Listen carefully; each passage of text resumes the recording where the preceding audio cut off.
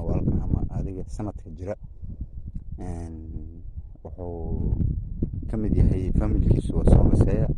wuxuu ka mid yahay dalagyada drought resistant ama u dulqaata biyo la-aanta waxa waaye badanaana waxa waa cuduradiisu aad bay u yaryihiin cudur ku dhaca way jiraan laakiin cuduradiisu aad bay u yaryihiin wuxuu leeyahay adkaysi badan uu leeyahay aad u resistant u yahay markii dhinaca cudurada laga fiiriyo waaye wax yaroo diirtadaasna haddii laga buufiyo waxa waaye codadii uu weynaado wax yeeshay badan ma keeno marka wuxuu ka mid yahay familiga qayb ahaan wuxuu raacsan yahay species baalkan loo yaqaano basbaaskaas macnaha inta badan waa isku nafaqo waxa waaye laakiin wuxuu uga fiican yahay oo basbaaska uga duwan yahay waxa waaye isaga waxa waaye waxyaaba badan purpose badana loo isticmaalaa oo ah in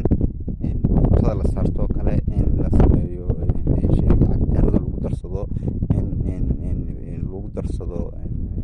lagu carabsado suugadoo kale waxyaabahaas oo dhan ayaa loo isticmaalaa marka waa dalagyada muhiimka ka mid a fitamiinaadka oo difaaca jirka ama white blood cellska ayuu kordhiyaa waa si qofka difaaciisu noqdo mid adag virginity badan leh marka waxa weeye aad buu dalagan ugu yahay marka badanaana waxaa lagu beeraa maadaama uu aad u adkaysimo badan yahay waxaa lagu beeraa flood irrigationka ama iyo farowga labadaba waxaa kaloo lagu beeri karaa waxa uu ugu fiican yahay sida tan maadaama hadda uu caws iyo wax ku dhex jiraan oo saaidna nadiif u ahayn waxaa kaloo ugu fiican yahay oo aad ugu fiican yahay in lagu beero dripka oo biyaha dhaqaaleynaya waxyaabaha kalan oo wanaagsanaan sameynaya oo biyihii geedkiina gaarsiinaya oo geedka salkiisa ay dhibicda ku dhacayso oo xididkiisa ka qaadanayo uusan raadinaynin hoos geedaha markii biyuhu ka sikadaan